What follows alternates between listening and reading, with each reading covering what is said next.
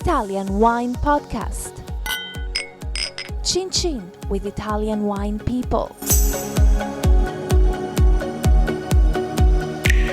Hello, this is the Italian Wine Podcast. My name is Monty Waldin. My guest today is the one and only Joe Bastianich. Joe, thank you very much for coming in. All right, Monty, good. You're a busy guy, I know.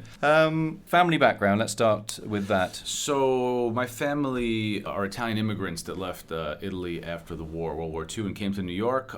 They came from an agricultural background from an area called Istria, which is a very particular area because it was Italy and then became Yugoslavia and now is currently Croatia. So the Istrian people, ethnic Italian Istrians, are a population in the world without a home. And it's a very, very particular culture, but that's kind of what brought my family to food. They came as winemakers and food people to America. So obviously, as immigrants do, the first jobs they got were working in restaurants. My dad was a waiter, my mom worked in a bakery, and then they met. And as immigrants do, they opened up their first restaurant in 1968, the year I was born, in Queens, New York, which is a suburb of the city. Not suburb, it's one of the boroughs. And it all started there for me.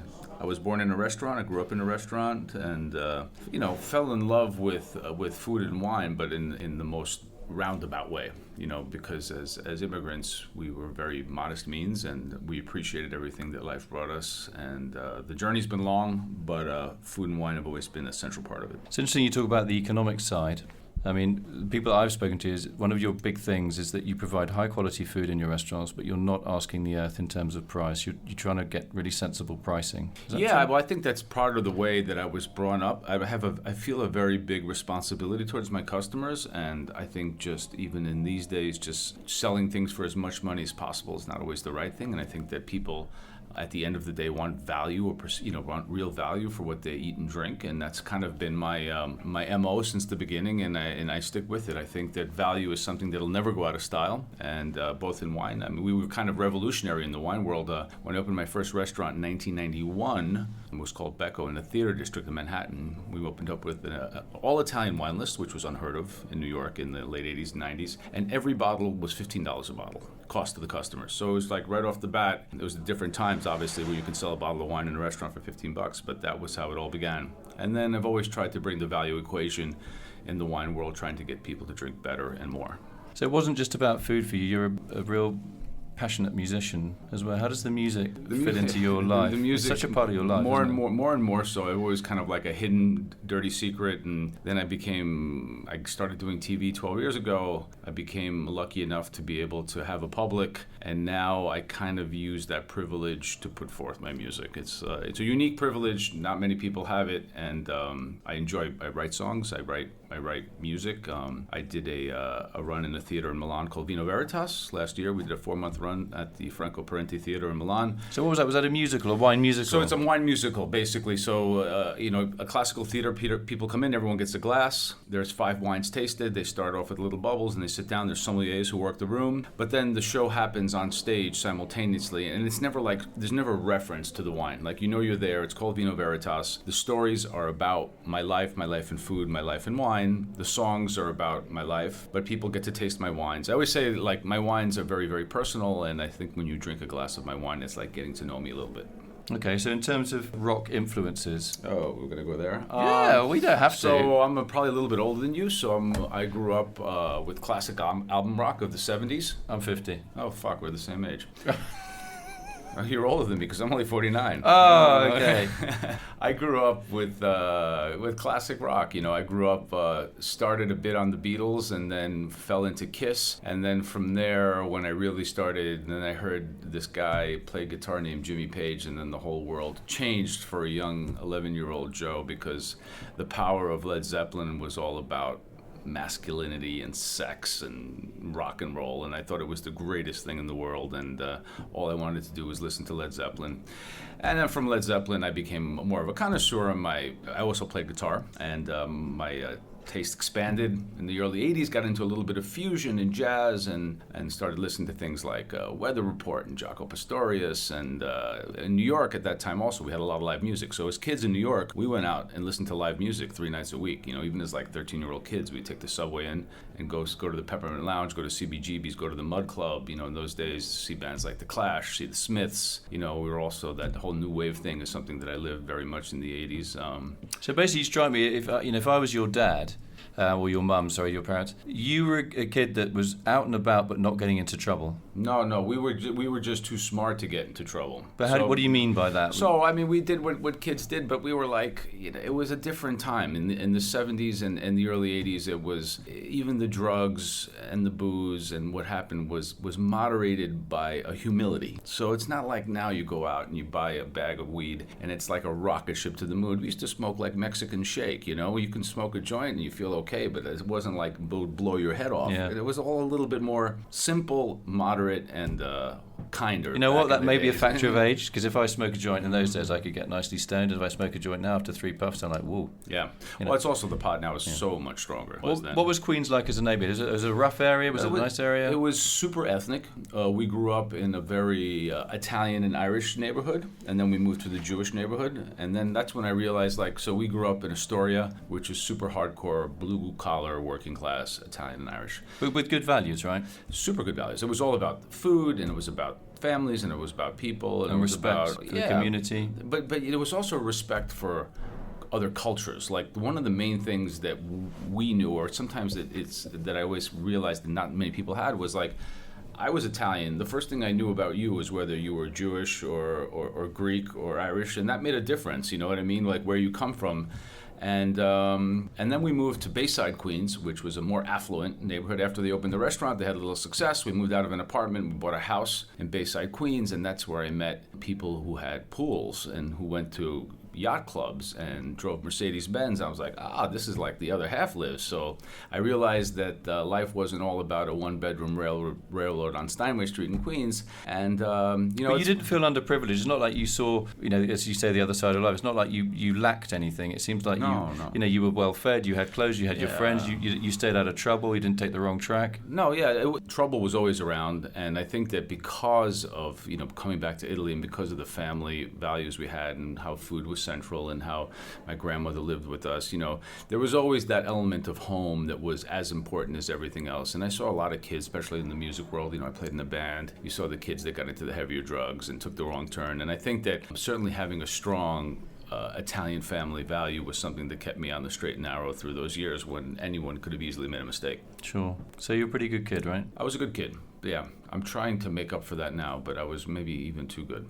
One of the things we see, obviously you do a lot of TV and, a thing called MasterChef, which is a kind of a talent show where contestants compete against each other and individually. You seem to be someone that any time you really get annoyed is when people, it's not because they cooked a bad dish or they got it wrong or whatever, it's when people don't give 100%. It's so clear that you really feel that people should make the most of their potential. Well, I as much as you think it's a TV show, it's also like a real 4 months of my life where I'm in like an industrial hangar on the outskirts of Milan in a real shit area, drinking bad coffee, getting up at 7 in the morning, spending 18 hours a day with a fat Neapolitan and a short guy from Bologna. Those are the fellow chefs. And yeah, you get to know these contestants, you give them direction, you give them feedback, and they continue to make the same mistakes, or they don't put in the effort, or they don't listen, or they think they're going to outsmart you, and that gets annoying. So it is a bit of a microcosm, that world of MasterChef in the kitchen, and those interactions, as much as you may think they even could be staged, they're not. They're very real because it's almost like kind of sensory deprivation. We take these contestants and we pull them out of the world. We take their telephones away. They stay in a hotel next door to the studio. Really? They don't have a phone? Nope. Right. They can use their phones at certain times, but technically they're not supposed to have a phone because they're not supposed to have access to the internet. Right. They're all, legally signed to secrecy, and we keep them in there. And when they're not on camera, they're cooking and taking cooking lessons and living together, and that kind of the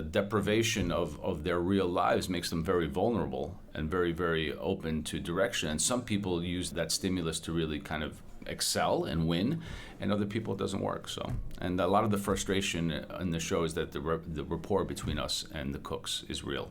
The rapport, you mean the camaraderie between the presenters, you and your fellow? No. Actually, also I mean, we start with a lot, but once we start getting halfway through the season, where there's 20 cooks and you know them for 2 months, the relationship between the judges and the contestants is also real, and it becomes friends, mentors, emotional, and I think that creates a lot of the drama because you couldn't fake it, right? Yeah. That's the thing. So it has to be real. Yeah. So when you have to send someone home, it's kind of sad and a relief in some ways. Yeah. Well, no, it's usually sad, and sometimes someone pisses you off. You throw them out, and you feel they deserved it, but it's it's a real thing.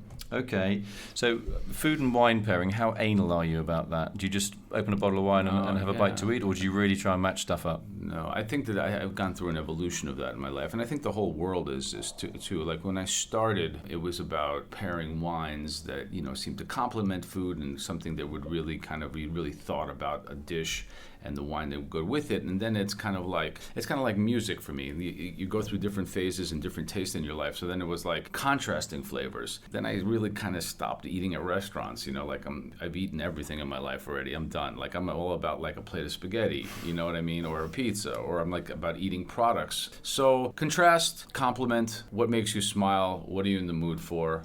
Obviously tomato sauces need certain kinds of red wines, and different kind of white wines go well in other situations.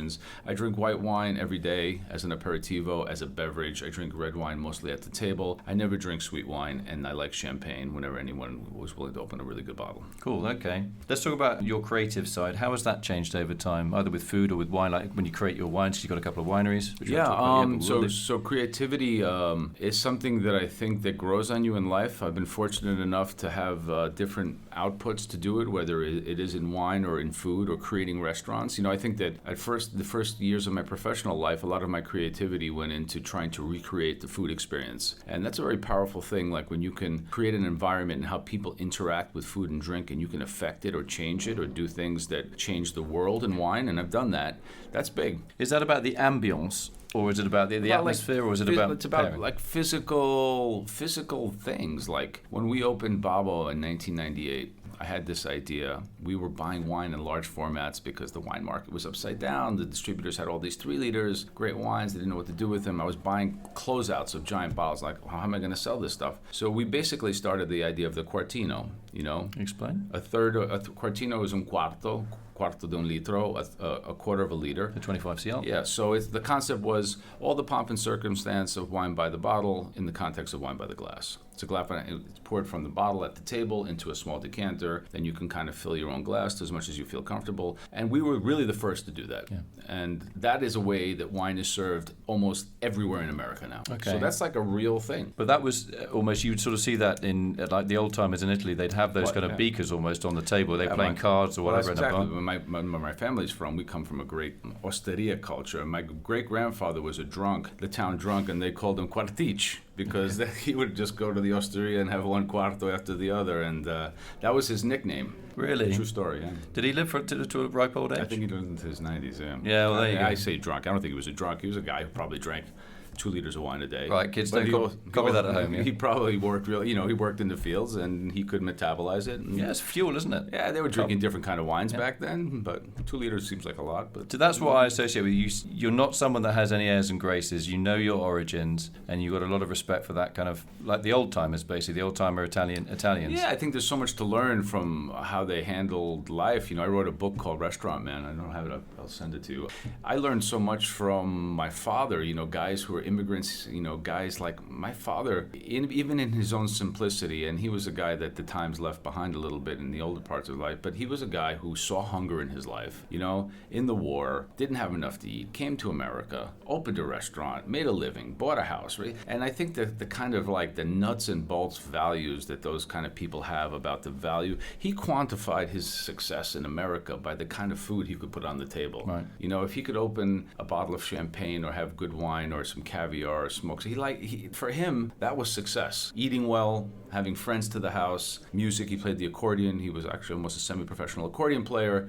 So singing and eating and drinking, working hard to make a living. Super straightforward, super simple, but really values that can be driving and determining in someone's life. Yeah, so you have a lot of those, don't you? I just try to keep it no bullshit, like keep it really straight. And your kids, are you quite strong with them? Yeah, good kids? My kids are good. I think that they certainly have had a very different experience than I've had, and they've grown up in New York City and certainly in a much more privileged situation. And, it's funny because the winery I started, Bastianich, in 1997, was the year my daughter was born. And as much as I loved wine, and making wine was my dream. And this is in Friuli, this winery? The winery is in Friuli Venezia Giulia and Colli Orientali.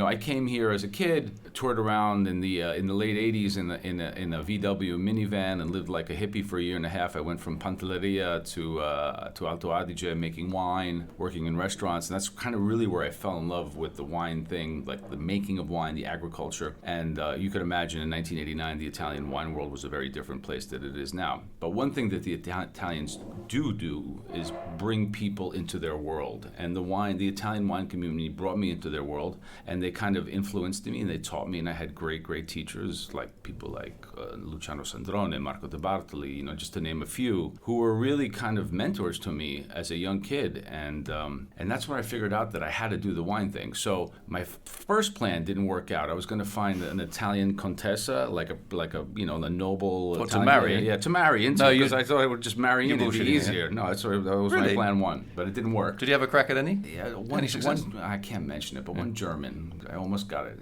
Not far from where you live, but anyway. I'll tell you later, off tape. So I went back to New York in 1991, and I did the only thing that I knew how to do was open a restaurant. So I opened my restaurant, and that was Becco, and then that did well, and then I opened another restaurant. And then I was able, in 1996, to go back, and I bought 9 hectares of vineyards. I had an idea of what wine I wanted to make. I went back to kind of near, not Istria, because Istria was then even Yugoslavia. Mm-hmm. I couldn't go there. But we went outside of Trieste to Colli Orientali in Friuli, near Cividale, and I bought 8 hectares at first, and I started making my wine. Vespa Bianco in 1998 was the first vintage, so just up to 20 vintages now. And that was my dream. So that brings me back to the thing, why? I mean, aside from loving wine, I really had to find a way to have my kids be tied into this Italian reality in a real way, like I was fortunate to have through my family. And they did. They grew up in the winery. They grew up among people who lived there, and a woman, Gianna, the 70-year-old woman who runs the winery, who taught all my kids Italian and took care of them like she was their grandmother. And they worked with farmers, and they had a whole existence of agriculture, of living in Italy. In Friuli is a place of hardworking, simple people. Yeah, this wasn't a winery with red carpets running through. It was hardly that. So they saw the growth of it, and in time we opened a restaurant, opened a small hotel and B&B, and it's really part of their home. And although now as teenagers, they're all, 2 of them are in college, they're moving away from it a little bit. I think hopefully one day they'll come back to Italy as a place where they have fond memories and maybe come back to even make it a part of their lives. Okay. I mean, when you visit other wineries, ones that you don't own, do you offer an opinion, or do you wait till you're asked, Mr. Bastianich, what did you think of our red wine? Well, I would never offer an opinion unless I was asked. And usually, if you ask me, I'll tell you the truth, for good or for bad. And I do feel qualified to do that because I think that I know that I've tasted a lot of wine in my life, and I'm fortunate enough to have a really good reference point on wines in general, and I'm not afraid to give an opinion. How do you stand with the whole natural wine thing? So I believe in making wines naturally, and I think I'm certainly non-interventionist winemaker. As a person, I think our roles in the winemaking world is to be guardians of processes that are very natural, like photosynthesis or alcoholic fermentation. These are things that happen without any great intervention by man. And the grape will struggle for life to procreate itself. The vine, the grape is the fruit of the vine. It's looking for a future. It'll struggle with the other vines in the vineyard and give the most of the vigor it can to its grape cluster. The sugar in those grape clusters, when they're mature, will be infested by yeast, and the yeast will turn that sugar into alcohol, and the rest is history. Right? So as far as natural wine is not interfering with wine, and I think that our role as winemakers is also to have the wines have to speak of the varietal and their terroir, their place of origin. If a wine doesn't do that, then it's really doing nothing. So I'm very much about wines that are expressive of place, of varietal, that have a story. Living and working in New York and California, Los Angeles, I think in the last maybe 10 years we've seen extreme wines, orange wines, biodynamic wines, whatever you want to call them, that have become more of a tool of marketing and just something for these sommeliers to talk about to justify their existences. And I think that that's a mistake. Yeah, if you had the choice, say, right, we're going to go out for an evening, I'm going to invite you out for an evening on me, and I say, right, I'm going to hook you up with 6 sommeliers or 6 chefs, which would you prefer? You can't have 3 and 3. Neither. Really? 3 butchers and 3 fishermen. Really? Yeah. Why? Because they're craftsmen. They're dealing with the raw product? Yeah, it's also just a thing of maturity. I think that, I always say the tyranny of the sommelier has to end soon. So, and even though I come from that elk, and that's how I was born and raised, and to a large extent, not to blow sunshine up my ass, but we did create the culture of wine professionals in restaurants 30 years ago. We were the first to do it. We were the first, to do a lot of things in the wine world. I think that to a certain extent, it's gone a little bit tipsy-turvy, or it did. Now it's maybe coming back a little bit more grounded. So it's basically more about the sommelier than it is about the wine. They become bigger than the wine. Exactly. So big egos. Big egos about justifying their travels, their existences, bringing, just having to blow people away on every turn on how smart and intelligent and insightful and keen their palates are, rather than being what they really should be, which would be someone who is assisting someone to help to find the wine that they're going to like and make their dining experience more pleasurable. If you're a fantastic sommelier and you're that smart, write a book, and if I want, I'll fucking buy it and read it. If not, keep your mouth shut and help me when you're in the restaurant. Okay. So are there any food and wine matches that you really get up your nose, that you really don't like, things that don't work, or you very much kind of listen, if you like it? Yeah, I believe in there are absolutes, there are good wines and there are bad wines. Like the whole concept of the best wine is the wine you like is bullshit. There's good wines and there's bad wines. I believe that if you, on the pairing of good wines with good food, total freedom on that. Whatever certain things are going to work better than others, but I think that people should be able to do that as they like.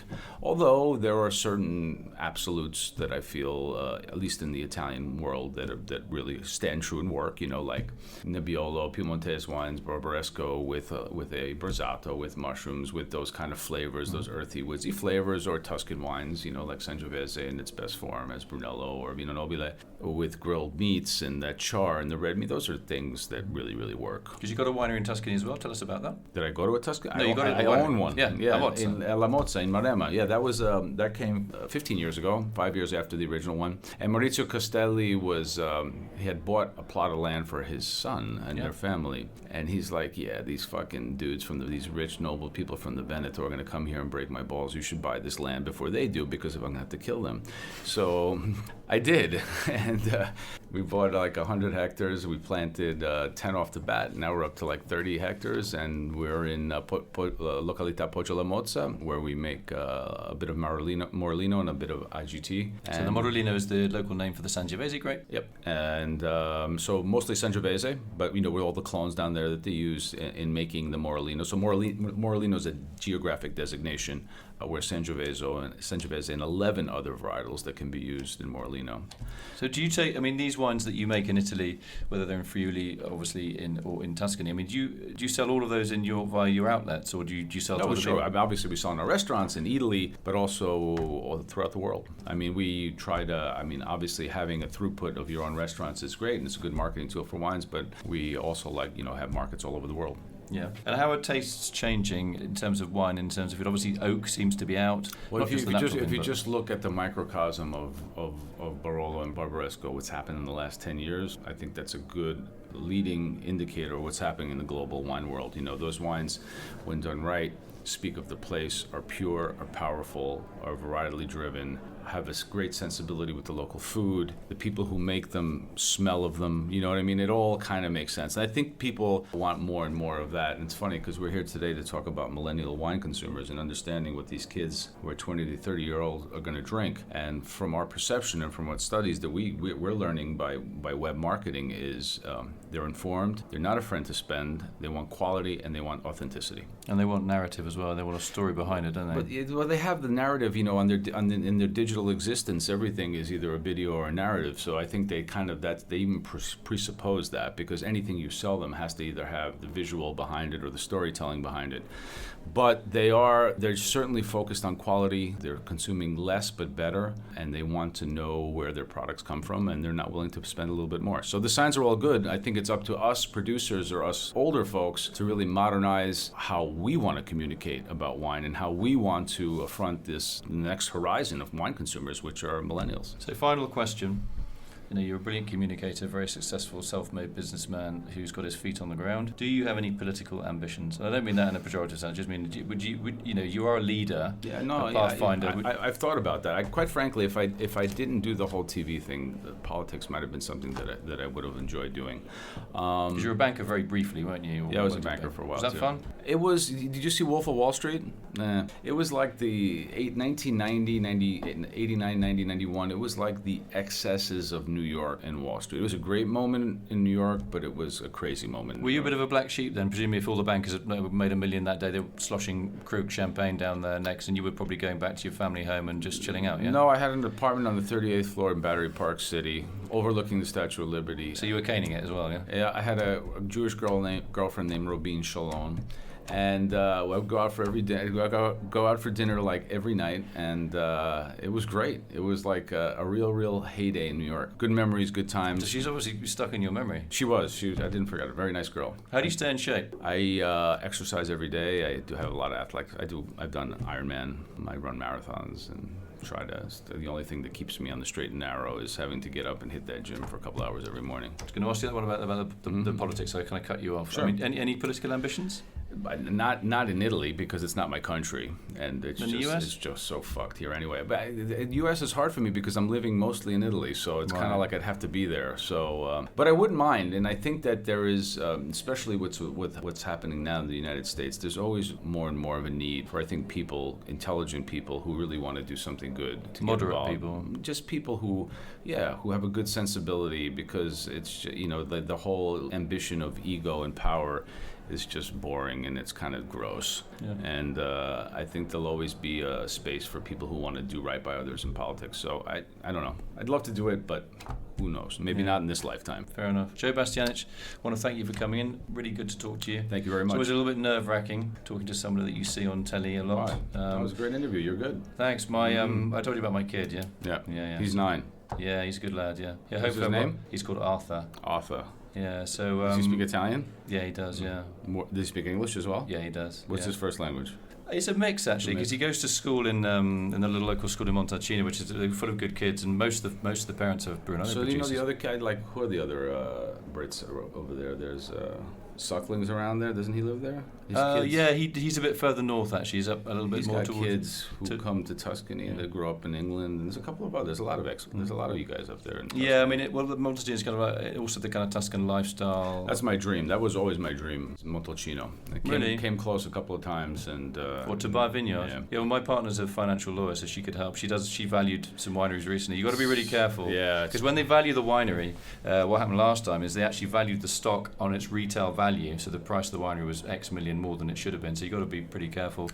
But it's, I tell you what, the one thing that we lack in Montalcino... Focus. No, it's, apart from, okay. But the one thing we lack actually in the town is we don't have a high-end restaurant. You don't have one, We right? do not have a high-end restaurant. There was one in the hotel, something de Oro, no? Yeah, but it's not like really high-end. I mean, it's very good. It's typical Tuscan. What's it called? Well, we have the cucina povera. We just have you have the kind of bread soup and all that sort of stuff. But we don't really have anybody doing so I had fine dining. I had real moments in Montalcino in my epic trip there when I was a lad. I can just remember. When you moments, let's just stick to the food and wine, not all the girlfriends that you... Not even girlfriends. I just remember sitting on the walls and watching the sunset, and like those times when you're young and you spend a year alone, away from all your friends, and you just spend a lot of time to think. And Montalcino was a big part of my collective memory of kind of my Holden Caulfield coming to fruition as a person. It was a bit of a backwater then. It's a very young superstar in the wine firm of Montalcino. I mean, it only has a 100-year history, and even in modern history, it's only like 25 years old, 30 years old. It's not like Burgundy with the Cistercians, 1,000 years ago. So it's a very young, it's almost like a parvenu region. I think a lot of people there are still finding their way a little bit. Yeah, the wines are a little bit all over the place. Yeah, they are. They need to. I think that they expanded it too much.